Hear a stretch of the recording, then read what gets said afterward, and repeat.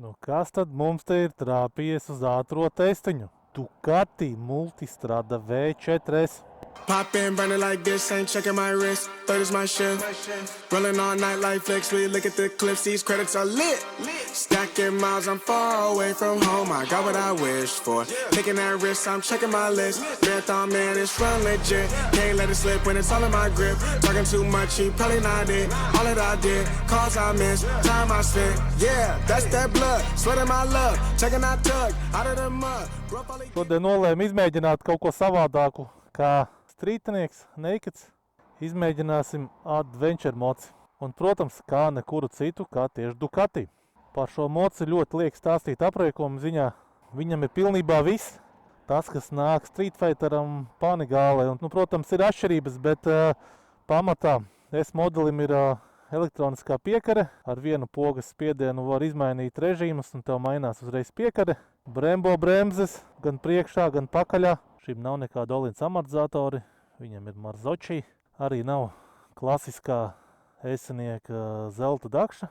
Kas viņam nāk, kas priekš manis, protams, ir dīvaini, kā priekš Streeta voda, tas ir šis stikliņš. Brauc, un tev nepūš, un tev liekas, ka kaut kas nav riktīgi. Šim mocim ir arī adaptīvā kruīza kontrole. Šeit mēs redzam, šobrīd ir sporta režīmā. Katru režīmu arī var kaut ko pamainīt. Traction controls, ABS režīmi, wheelie kontrola režīmi, dinamiskās amortizācijas režīms un daudz kas cits. Tātad ir sporta režīms, touringa režīms, urbānais režīms, enduro režīms. Ieslēdzot enduro režīmu, izslēdzās aizmugurējam ratam ABS.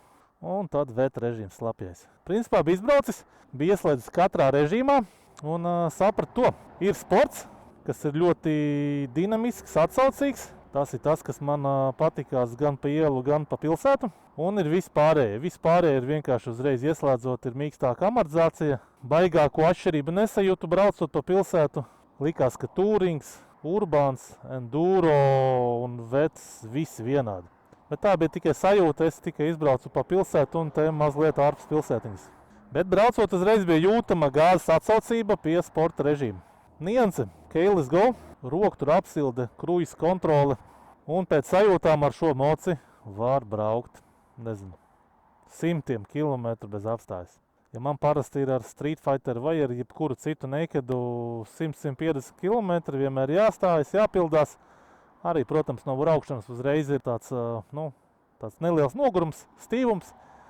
Tad ar šo braucot, vismaz šobrīd liekas, pēc kaut kādiem pirmajiem 20 kilometriem, liekas, kad ar tādu varētu braukt. Šeit, protams, nav ko salīdzināt ar kaut kādu Street Fighteru. Šis ir adventure mocis. Man, protams, vajadzētu izbraukt ar citiem adventure močiem, lai es varētu kaut ko šeit salīdzināt. Bet, principā, ja tu esi sporta vods vai streeta vods, esi kaut reiz iedomājies, ka varētu paņemt arī kaut kādu adventure moci, šis būtu īstais, laikam. Tā, kas mums te ir? Tā, mums te ir lādētāji kaut kādi. Nezinu, kāpēc vaļā viņš ir. Kas šim man mocim patīk, kas nav man Street Fighteram, degvielas dačks. Es redzu, cik ir degviela. Cik viņi tur precīzi rāda, tas jau kā kuram mocim, bet tāpatās. Un, protams, interesanti tas, kad uzspiež sporta režīmu, bet ja uzspiežot jebkuru citu režīmu, kur ir atsevišķa podziņa mode, ar vienu pogas spiedienu to arī pārslēgt režīmus. Man tā īsti nav, man bišķi vairāk ir jāpacenšās ar Street Fighteru. Un šeit vēl var mainīt amortizācijas iestatījumus. Piemēram, uzspied, kur joysticks uz leju. To arī katram arī režīmam ieslēgt savu amortizāciju. Sportam to var ieslēgt dinamika, komfort, low grip un auto. Atstāsim dinamiku. Un šādi visiem pārējiem. Ko, laiks doties ceļā. Izmetīsim kādu līkumu. Protams, šim mocim uzreiz pietrūkst izplūde. Kā iedarba tā uzreiz Motorola skaņa, bet principā šim mocim arī baigi neprasās. Ir forši, ka viņš ir kluss, tu mauc un viss. Ja šo moci izmanto ikdienā, nezinu, pa pilsētu vēl kaut kur, tad, protams, prasītos kaut ko skaļāku. Jo es tagad pabraucu par Rīgas satiksmi ar šito moci un braucu, un es redzu, ka neviens man nedzird. Ierauga mani pēdējā brīdī un nobīstās. Sēdpozīcija, protams, kā divānā. Jauda ziņā viņam ir 175 zirgi un kaut kādi 125 Newtonmetri. Griezes moments. Uzbrauksim uz bāņa un notestēsim, kā viņš ceļ augšā. Protams, viņam ir arī quickshifters, bet dīvainā kārtā viņš kaut kā ļoti jocīgi strādā.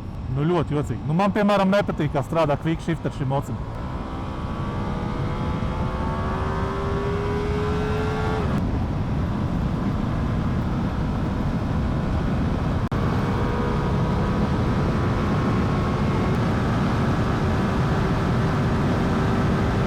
Kaut kā 230 iet, varēja vēl, bet īsti nav kur skriet.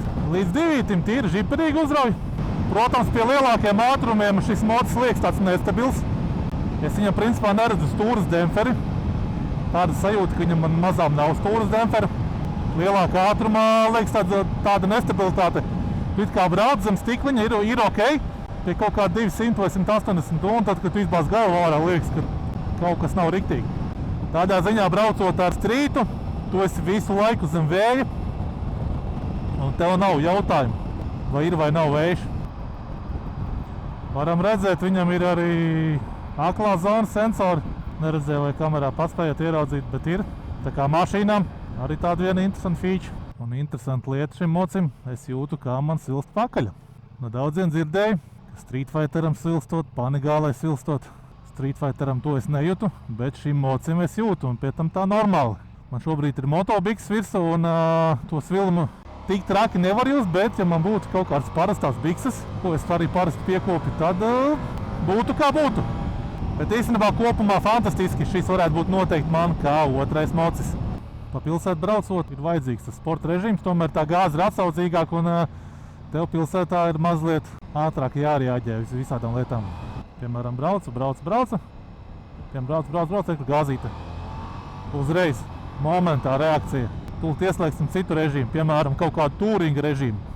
Ir touringa režīms. Nu, var just šo te kaut kādu milisekundes bremzīti, kaut kāda aizskavē ir, bet pa šo te ceļu, Kārli Ulmaņa gatvi, posmā Spice, Salu tilts, šitam touringa režīms ir kā reiz. Domāju, to varētu apstiprināt jebkurš motociklists, kurš šobrīd skatās. Es domāju, ne tikai motociklists, arī autovadītāji. Kā reiz touringa režīms priekš šī te ceļa. Bam. Pietiekoši šaurs, lai varētu manevrēt arī starp mašīnām. Un arī iedodot pilnie ručkā, tu jūti, ka tajā touringa režīmā, ka viņš nedod ārā visu. Ieslēgsim atpakaļ sporta režīmā. Tā ir sporta režīms man. Un pabraucot sporta režīmā, ko es jūtu? Principā visticamāk, ja izslēdz ārā visus vīlijas, trekšanas, visu pārējo, ja? Es to, protams, vēl neesmu pamēģinājis izdarīt, un es nezinu, vai tiešām to var izdarīt multistrādē, bet pieņemsim, ka var, tā vajadzētu būt. Bet parastā sporta režīmā es nejūtu. Es nejūtu to 175 zirgspēks. Visticamāk, ka šie moči pavisam savādāk strādā, tāpēc man kaut kā grūtāk to novērtēt, bet 175 zirgs nejūt. Tā mierīgi var braukt pa šito starpiņu. Patīkam, ka Rīgā tomēr autovadītāji ir ļoti atsaucīgi. Nezinu, vai speciāli viņi tādu video šķirbi taisa, bet, kādā ziņā ir pietiekoši liela, lai varētu motociklis pārvietoties pa to. Paldies visiem! Protams, nezinu, kāpēc jāstāv ir sastrēgumos. Ir forši, ka arī var temperatūru redzēt. 103 grādi šobrīd. Man tomēr Street Fighteram nav tāda opcija redzēt konkrētu temperatūru, bet tikai iedaļas. Arī sporta režīmā šim mocim amortizācija ir pietiekoši mīksta. Uz augšu šim mocim shifters labi strādā, diezgan mīksti, bet uz leju viņš tā kaut kā negribīgi cērtās. Es labāk viņu pārslēdzu ar sajūgu. Video nobeigumā es varētu teikt, ka fantastisks mocis. Tie pirmie iespaidi man ir labi. That is a must. Wake up, get to it, ain't nothing about it. The only way to it is do it, no way around it. Avoid it, we cruising like the Caribbean with mileage. I'ma always be solid, I'm a young brother with knowledge. Go do the science, dog. Always I'm like a pilot, dog. Look at my eyes, I'm tired, dog. The time that it takes, I'm aiming for the space. Gotta build my empire, dog. I make sales, not a buyer, dog. You don't compare, he a liar, dog. Stack it up till it can't fold. I just did 10 in a row. Taking no loss, I ain't taking no loss.